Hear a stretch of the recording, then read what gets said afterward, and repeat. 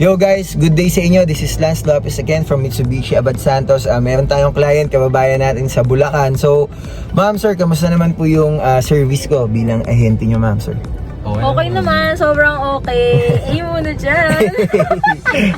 Ano masasabi nyo, ma'am? All throughout the transactions natin, na-hassle ba kayo sa part nyo? Nahirapan po ba kayo? Or... Mahirap lang pumirma. Yun lang.